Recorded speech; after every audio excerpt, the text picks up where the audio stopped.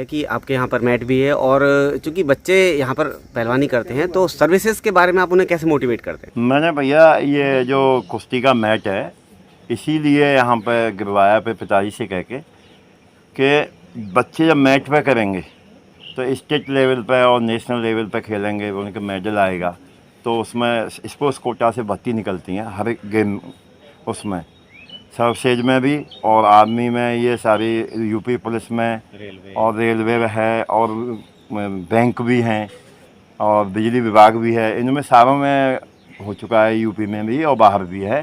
तो इस मैच की सुविधा इसीलिए की गई है कि ज़्यादा से ज़्यादा बच्चे मैच पर करें और अपने मेडल लाएं और नौकरी दें। स्टेट लेवल पर भी खेलने, सीनियर और जूनियर स्टेट लेवल पर खेलेंगे। अगर पार्ट सर्टिफिकेट भी है तो वो भर्ती के लायक हैं, भर्ती देख सकते हैं उस सर्टिफिकेट से।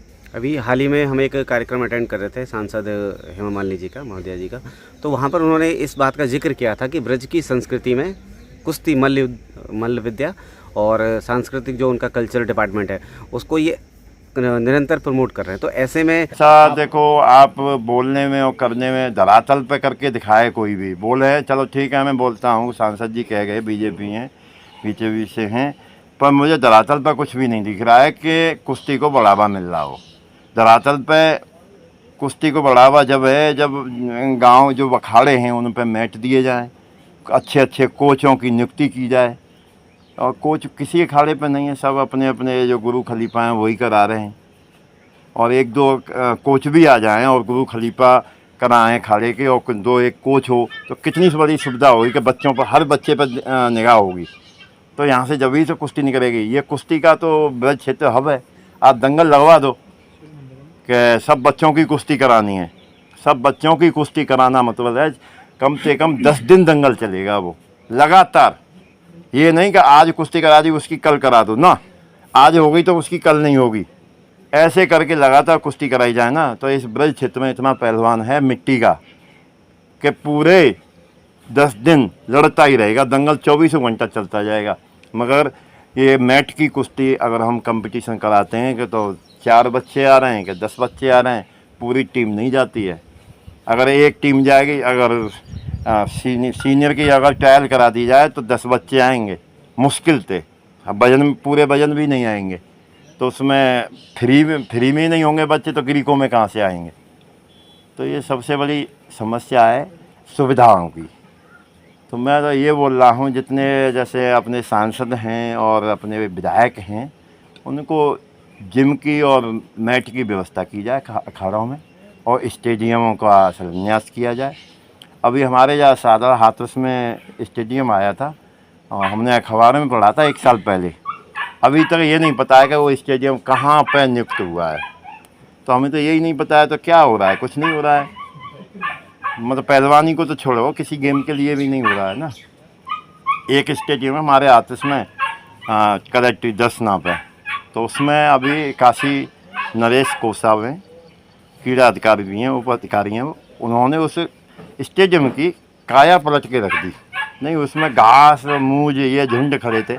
आज जाके देखते हैं कि ये स्टेडियम ये किसने करा दिया, तो काशी नरेश का नाम आ रहा है उधर। क्योंकि मैं गया था तो वॉलीबॉल का ग्राउंड सिंथेटिक्स, बास्केटबॉल का ग्राउंड सिंथेटिक्स, कुश्ती का हॉल बहुत बड़ा, पर मैच नहीं है, हॉल तो है।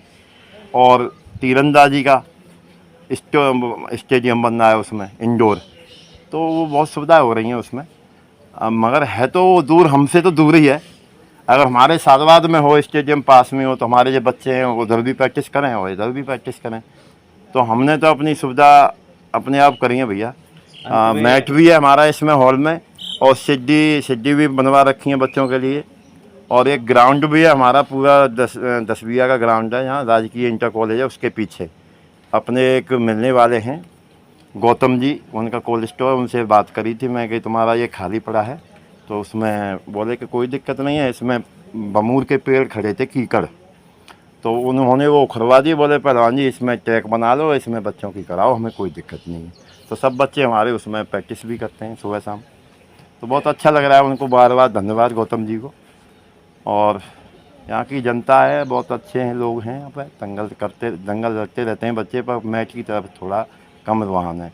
अंत में यही जानना चाहेंगे कि कहीं ना कहीं सुविधाएं जो कि शासन स्तर पर अगर मिलें तो पहलवानी का स्तर और बढ़ सकता है। पहलवानी का स्तर बढ़ेगा और स्टेट लेवल पर जो बच्चा है उसके मेडल आए तो उनके लिए स्कॉलरशिप होनी चाहिए। और स्कॉलरशिप भी अगर सरकार दे रही है तो 1 साल में 6 महीने पीछे स्कॉलरशिप मिलनी चाहिए। ऐसा नहीं कि बच्चे का मेडल आ गया स्कॉलरशिप 2 साल 3 साल में मिल रही है। सरकार की वहाँ से तो रिसीव हो जाती है मगर बच्चे के पास नहीं आती है। राजस्थान में अभी स्कॉलरशिप मिलती है स्टेट लेवल पर, जिसका गोल्ड है उसको 3 लाख, 2 लाख, 1 लाख। और नौकरी का भी बहुत अच्छा प्रावधान है, जैसे A ग्रेड, B ग्रेड, जैसे उसका स्टेट लेवल से ही नौकरी है राजस्थान में। तो अगर बच्चे को नौकरी मिलेगी तो मैच पर क्यों नहीं करेंगे, वो अपने राज्य का क्यों नहीं नाम करेगा। सबकी इच्छा होती है कि मैं, खर्चा भी पहलवानी में बहुत ज़्यादा है। मैंने देखता हूँ मैं कि बोलते हैं कि नेशनल के में इंटरनेशनल एशिया चैम्पियनशिप में उसमें मेडल आएगा और इसको इतना इनाम देंगे। और अरे स्टेट लेवल पे मेडल आ रहा है तो उसको इनाम मिलनी चाहिए।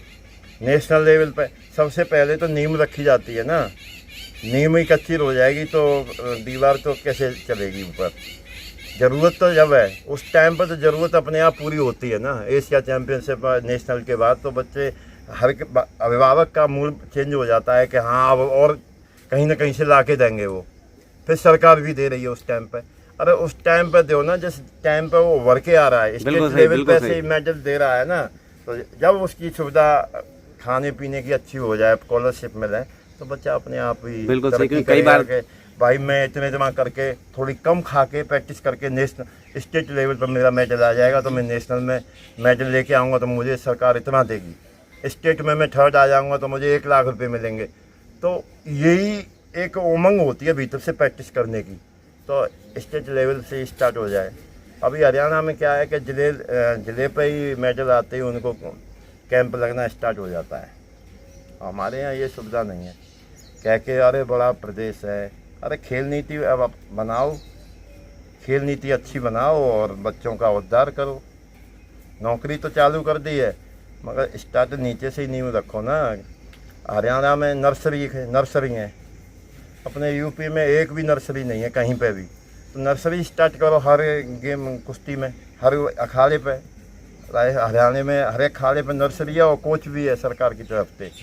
तो छोटे छोटे बच्चों की जो नर्सरी होती है वहीं से तो स्टार्टिंग होती है। ये सारी सुविधा करनी चाहिए सरकार को। मैं योगी जी से बारंबार कहूँगा कि ये इस पर ध्यान दें और अपने राज्य का उद्धार होगा पहले कुश्ती में। और कुश्ती हमारा पारंपरिक गेम है और इसको आगे लाएं और नर्सियों की सुविधा करें। जय श्री राम।